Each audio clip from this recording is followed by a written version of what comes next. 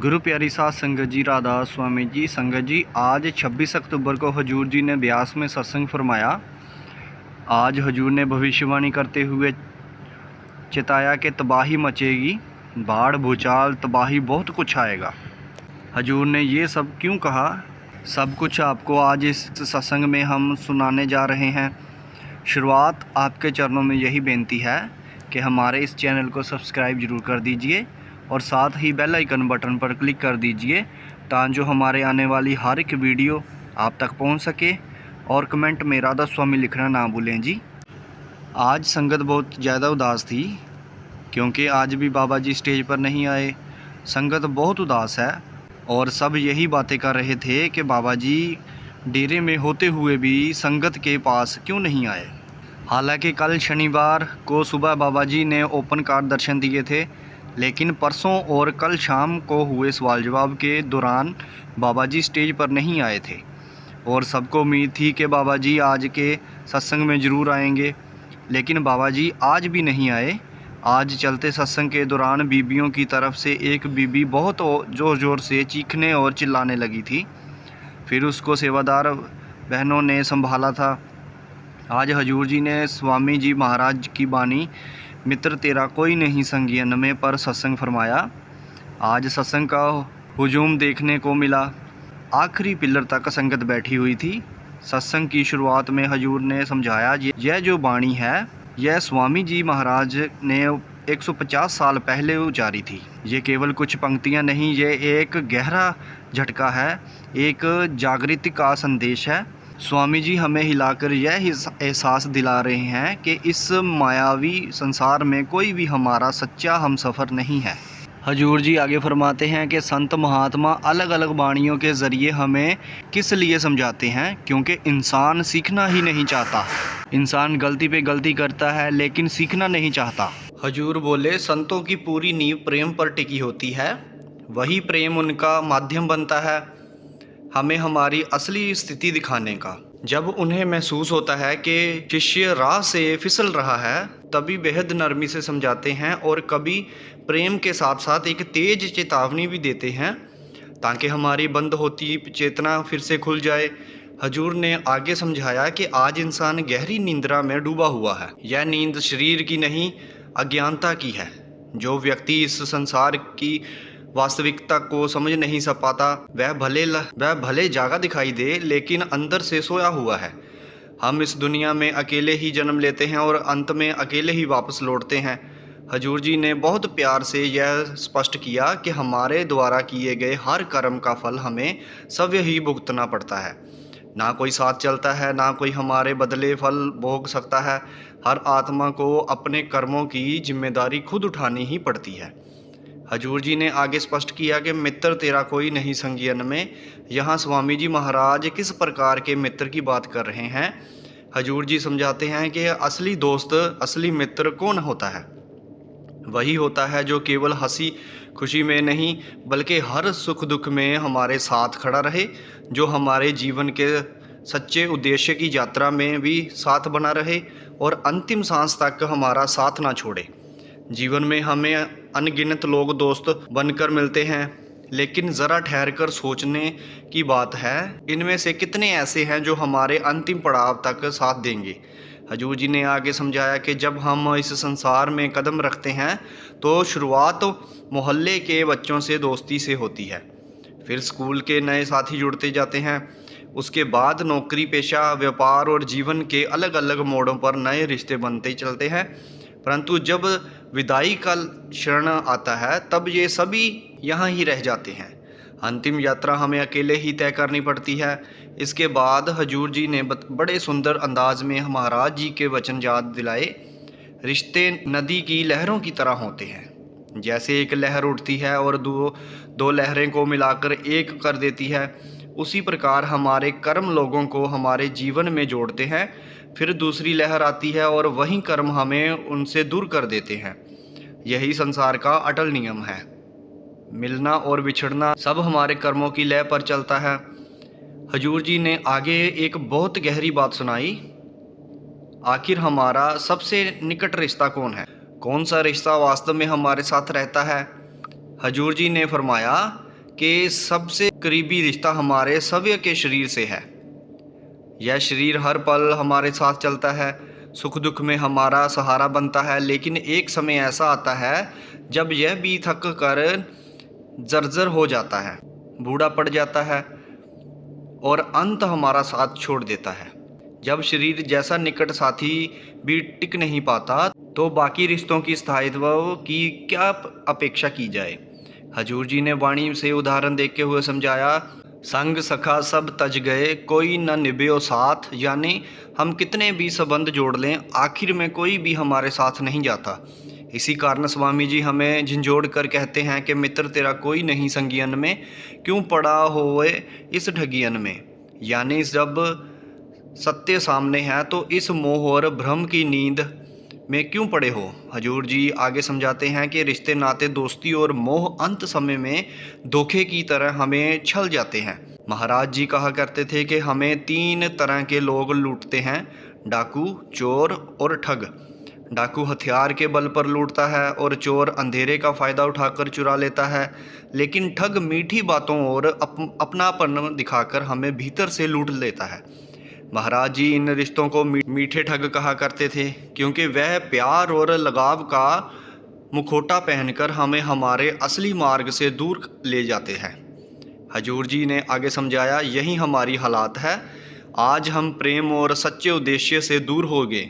दुनिया के इन मीठे ठगों ने हमें अपने में उलझा लिया है और संत महात्मा इसलिए हमें चेतावनी देते, नींद से जागो, क्योंकि मित्र, रिश्ते, धन, शरीर कोई भी हम तुम्हारा सच्चा साथी नहीं है।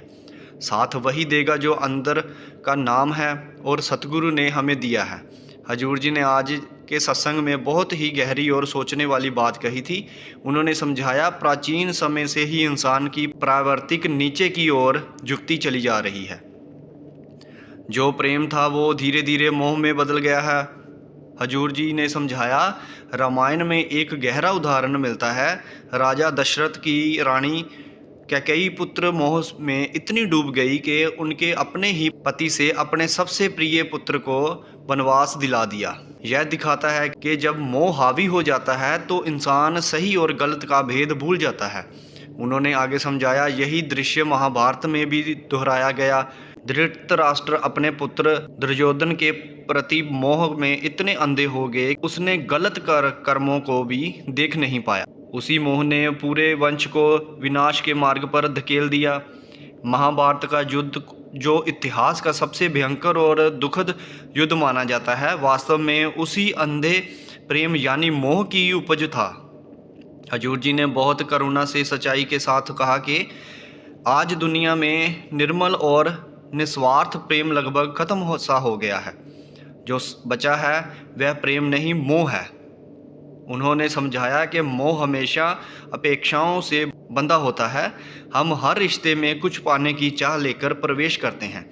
कोई हमें समझे, कोई हमारा सहारा बने, कोई हमारी इच्छाओं को पूरा करे, और जब ये उम्मीदें पूरी नहीं होती तो मन आहत हो जाता है। दिल में शिकायत और निराशा की परतें जमने लगती हैं। आगे हजूर जी ने बताया कि प्रेम जो कभी पवित्र और निष्काम था, आज हमने उसे माया और स्वार्थ की दीवारों में सीमित कर दिया है। आज संबंधों में त्याग और अपनापन की जगह लेन देन ले ली है। उन्होंने उदाहरण देते हुए कहा, आज बेटा अपने पिता से अपेक्षा रखता है कि वह उसकी हर इच्छा का ख्याल रखे, और पिता बेटे से उम्मीद करता है कि वह उसकी हर बात और उम्मीद पर खरा उतरे। जब दोनों की परीक्षाएं अधूरी रह जाती है तो घर में प्रेम के स्थान पर तनाव, तकरार और मनमुटाव बसने लगता है। जहाँ प्रेम होना चाहिए था वहाँ शिकायतों और झगड़ों का माहौल बन जाता है। हजूर जी ने आगे उदाहरण देकर समझाया, सास अक्सर यह सोचकर नई बहू को घर में लाती है कि वह परिवार का सहारा बनेगी, घर को संभालेगी। वही बहू दिल में उम्मीद रखती है कि सास उसे अपनी बेटी जैसा स्नेह और अपनापन देगी, लेकिन जब दोनों की अपेक्षाएं पूरी नहीं होती तो मन में खटास और दूरी और दुख जन्म लेने लगते हैं। इसके बाद हजूर जी ने समझाया, रिश्ते हमें असल में क्या सिखाते हैं। उन्होंने कहा कि जब कोई शिष्य अपने गुरु से सच्चा निर्मल प्रेम करता है तो वह संसार के मोह माया के जाल से बच जाता है। मुर्शद से जुड़ा हुआ प्रेम इंसान को इस दुनिया के दलदल में डूबने नहीं देता। हजूर जी ने कहा कि आज इंसान धन, मान, सम्मान और मैं तथा मेरी की भावना में इतना उलझ गया है कि उसे लगता है इसमें सुख मिलेगा, जबकि सच तो यह है कि यही सब दुखों की जड़ है। इसी संदर्भ में उन्होंने वाणी का उल्लेख करते हुए बताया, पानी, हवा, अग्नि सब रोगी बताए गए हैं। यहाँ तक के माता पिता भी रोगी कहे गए हैं, क्योंकि यह सभी माया के प्रभाव में बंधे हुए हैं। इसलिए यह चेतावनी का संकेत है कि इनसे पूर्ण सहारा मिलने की आशा मत करो। हजूर जी ने आगे वाणी की पंक्तियाँ समझाई। रोगी सब संसार। उन्होंने कहा, जब कोई स्वयं ही रोगग्रस्त है तो वह किसी और का सहारा कैसे बन सकता है। हजूर जी ने आगे बहुत सुंदर ढंग से समझाया कि यह संसार एक विशाल मंच की तरह है, जहाँ प्रत्येक व्यक्ति एक भूमिका निभा रहा है। कोई पिता का रोल निभा रहा है, कोई माता का, कोई भाई बहन का, तो कोई मित्र का। लेकिन दुर्भाग्य की बात यह है कि इंसान अपने किरदार में इतना डूब जाता है कि अपनी असली पहचान, अपने असली स्वरूप को भूल बैठा है। इस नाटक का निर्देशक, इस लीला का संचालक परमपिता परमेश्वर है। जब उसका संकेत आता है तो जिस पात्र की भूमिका पूरी हो जाती है उसे इस मंच से उतरना ही पड़ता है। उस क्षण वो ना कोई पिता रहता है, ना कोई माता, ना भाई, ना बहन।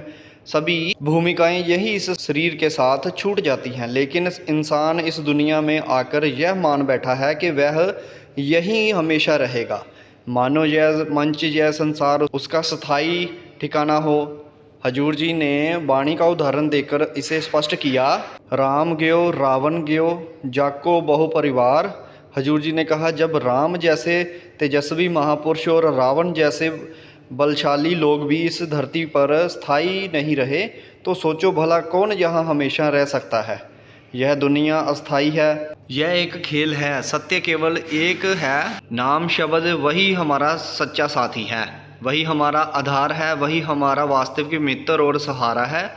हजूर जी ने आगे समझाया, अगर हम सत्संग को उसी एकाग्रता और श्रद्धा से सुने जैसे किसी बहुत महत्वपूर्ण सभा या बैठक को सुनते हैं और फिर घर लौटकर उस पर अमल करते, तो यही हमारे जीवन में असली बदलाव की शुरुआत होगी।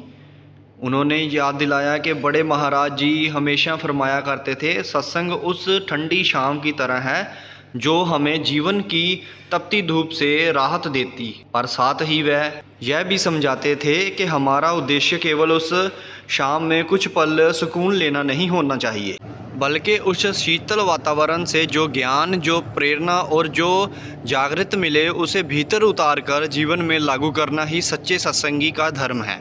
हजूर जी ने आगे फरमाया, हम में से बहुत से लोग यह सोच बैठते हैं कि हमें किसी की ज़रूरत नहीं, हम खुद ही सब समझ लेंगे, खुद ही मंजिल पा लेंगे। लेकिन महाराज जी हमेशा कहते थे कि सिर्फ ज्ञान काफ़ी नहीं होता, अनुभव के बिना ज्ञान अधूरा है। उन्होंने बहुत ही सुंदर उदाहरण देकर बात स्पष्ट की। कहा, कल्पना करो तुम्हें किसी अनजान रास्ते से गुजरना है और उस वक्त भारी बारिश हो रही है। तुम्हारे सामने दो व्यक्ति हैं, एक ऐसा जिन्हें उस रास्ते का नक्शा किताबों से पढ़ रखा है लेकिन कभी वह गया ही नहीं, और दूसरा जिसने उस रास्ते को अपने पैरों से नापा है, हर मोड़, हर दलदल, हर फिसलन से खुद होकर गुजरा है। फिर मुस्कुराते हुए पूछा, अब बताओ तुम किसके साथ चलना पसंद करोगे। हजूर जी ने कहा, जाहिर सी बात है उस इंसान के साथ जिसने रास्ता खुद तय किया हो, जिसे उस रास्ते का अनुभव हो। हजूर जी ने आगे समझाया, यही फ़र्क है जानने और जीने में।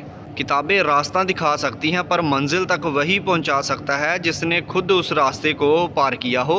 हजूर जी ने आगे बहुत गहराई से समझाया कि सत्संग को सिर्फ सुन लेना और उसे जीवन में उतार लेना, इस दोनों में ज़मीन आसमान का फ़र्क है। उन्होंने कहा, केवल सत्संग में सुने शब्द कानों से गुजर जाएं, उससे कोई बदलाव नहीं आता।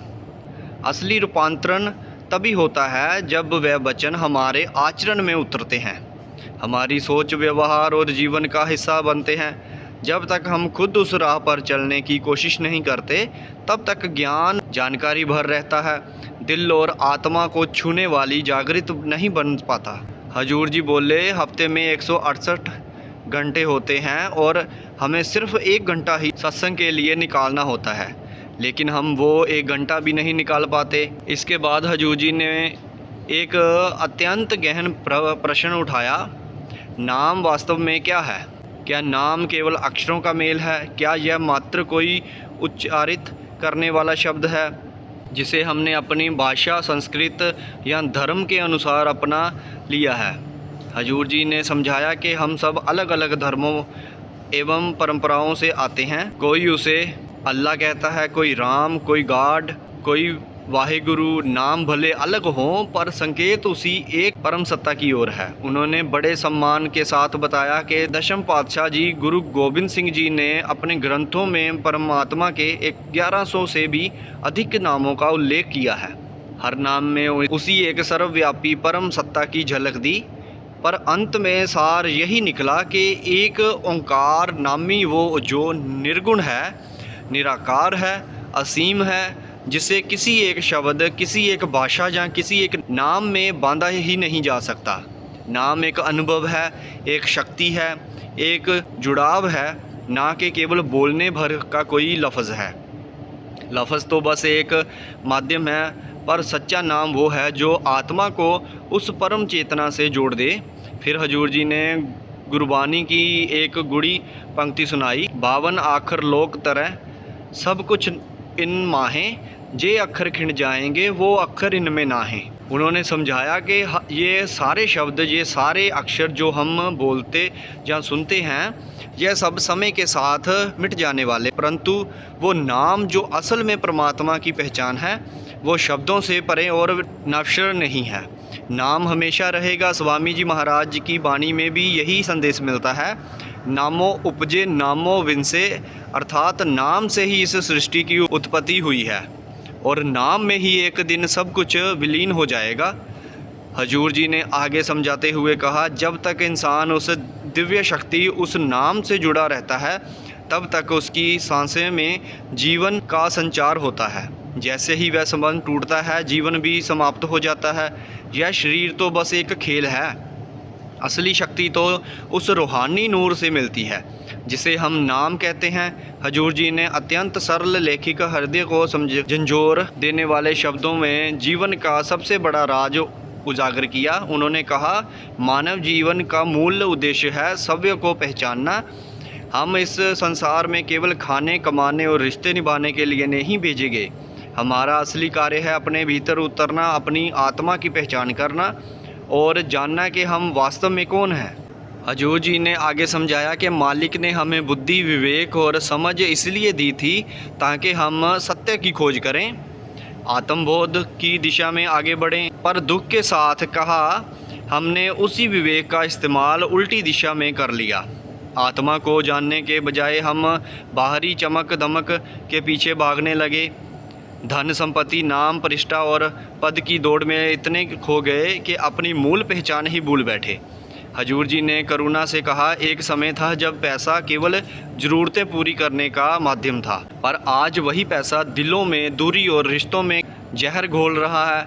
अब पुत्र अपने वृद्ध पिता की सेवा भी तब करता है जब उसे अपने हिस्से का अवशासन मिल जाए। रिश्ते प्रेम पर नहीं, सौदेबाजी पर टिकने लगे हैं। उन्होंने आगे दुख के साथ बताया कि आज बच्चे भी शर्तें लगाने लगे हैं, अगर मेरी बात नहीं मानी गई, अगर मुझे यह चीज़ नहीं मिली तो मैं पढ़ाई नहीं करूँगा। सोचिए, जहाँ कभी संसार त्याग, सेवा और सम्मान पर आधारित थे, आज वह संसार स्वार्थ, शर्तों और लेन देन की नींव पर टिक गए हैं। हजूर बोले, दुनियावी रिश्तों तक ठीक था, लेकिन हमने तो धन से मालिक के साथ भी सौदेबाजी करनी शुरू कर दी। आज हम मंदिरों और गुरुद्वारों में चढ़ावे चढ़ाते हैं और मन में सोचते हैं कि बदले में मालिक हमें लाखों करोड़ों लौटा देगा। क्या यही सच्ची श्रद्धा है? उन्होंने पूछा, क्या हम सच में उस मालिक से सौदा कर रहे हैं, उस परम सत्ता से जिसने हमें बिना मांगे सब कुछ पहले ही दे दिया है, जिसने जीवन दिया, सांस दी, परिवार दिया और प्रेम दिया? क्या हम उसी से लेन देन की बात कर रहे हैं? क्या उसे हमारी दौलत चाहिए? हजूर जी ने बड़े प्रेम से समझाया कि सच्ची भक्ति का मतलब मांगना नहीं, खुद को मालिक के चरणों में अर्पित कर देना है। जब इंसान दिल से सिर झुकाता है तब ऊपर वाला सिर्फ कृपा नहीं बरसाता, वो आप अपना प्रेम, अपनी उपस्थिति, पूरा सव्य सौंप देता है। और वही क्षण होता है जब आत्मा भीतर से जाकर अपने असली ठिकाने की ओर लौटने लगती है। फिर हजूर जी ने बड़ी गंभीरता से एक महत्वपूर्ण सच पर ध्यान दिलाया। उन्होंने कहा, जब धन ज़रूरत से ज़्यादा बढ़ने लगता है तो उसके साथ घमंड भी चुपचाप बढ़ता है। यही अहंकार बाद में तनाव बनकर हमें भीतर से खोखला करने लगता है। ये वही तनाव है जो हमारी मानसिक शांति को धीरे धीरे खा जाता है। उन्होंने आगे समझाया कि फिर मन में डर घर कर लेता है, कहीं टैक्स वालों की नज़र ना पड़ जाए, कहीं चोरी ना हो जाए, जो जमा किया है कहीं हाथ से फिसल ना जाए। यही असुरक्षा और 24 घंटे की चिंता इंसान के शरीर को बीमार कर बना देती है। मन बेचैन हो जाता है और जीवन का संतुलन बिगड़ने लगता है। हजूर जी ने बहुत साफ शब्दों में कहा, धन केवल जीवन की सुविधाएं दे सकता है, लेकिन मन की शांति नहीं खरीद सकता। शांति तब मिलती है जब इंसान भीतर उतरकर खुद को पहचानना शुरू करें, अपने असली स्वरूप से जुड़ जाएं। उन्होंने एक और गहरा सत्य उजागर किया, चाहे कोई कितना भी धनी क्यों ना हो, आत्मा की प्यास धन से कभी नहीं बुझती। इसलिए गवाह है राजा, महाराजा, बादशाह, करोड़ों अरबों के मालिक, किसी ने भी पैसे से भीतर की प्राप्ति नहीं पाई। धन आराम दे सकता है, सुख सुविधाएं दे सकता है, पर संतोष नहीं दे सकता। हजूर बोले, हमें अपनी चाहतों पर लगाम लगानी है। हजूर बोले, आज अपनी चाहतों के लिए, अपने स्वार्थ के लिए हम सृष्टि को तबाह करने में लगे हुए हैं। हम खुद ही पहाड़ जंगल काट रहे हैं, कुदरत को नुकसान दे रहे हैं। फिर जब तबाही आती है तो हम रोते हैं। हम खुद ही इस तबाही का कारण हैं। कहीं भूचाल आ रहे हैं, कहीं बाढ़ आ रही है, कहीं ज्वालामुखी फट रहे हैं। हजूर बोले, पहले पानी 10-15 फुट पर मिल जाता था, आज 300 फुट पर भी नहीं मिलता। अभी भी हम ना संभले तो बड़ी तबाही देखने को मिलेगी। कुदरत के साथ खेल हमें तबाही की तरफ ले जा रहा है। संगत जी, आज के सत्संग में हजूर जी ने सारी संगत को बड़े प्रेम से चेतावनी देते हुए समझाया कि अभी भी टाइम है, खुद को संभाल लो। आज हमारा मन काबू में नहीं है। रात रात तक हम क्लब में जाते हैं, नींद की गोली ले बिना हमें नींद नहीं आती, क्योंकि हम मन के गुलाम बने बैठे हैं, मन के कहने पर चल रहे हैं। मन पर काबू कैसे होगा? हजूर बोले, मिट्टी को हाथ में लेकर मुट्ठी बंद करोगे तो मिट्टी नीचे नहीं गिरेगी, जैसे ही हाथ ढीला करोगे मिट्टी नीचे गिरने लगेगी। हमें अपने मन को कंट्रोल करने के लिए शब्द से जुड़ना है। जब हम शब्द के नाम से जुड़ेंगे तो मन अपने आप हमारे कंट्रोल में आने लगेगा। इसके बाद हजूर जी ने आज का सत्संग समाप्त किया और हाथ जोड़कर स्टेज से चले गए। संगत जी, आपसे विनती है कि कमेंट बॉक्स में राधा स्वामी ज़रूर लिखें जी, और हमारे इस चैनल को सब्सक्राइब ज़रूर कर लें जी, ताकि हमारे आने वाली हर एक वीडियो आप तक पहुंच सके। गुरु प्यारी साध संगत जी, राधा स्वामी जी।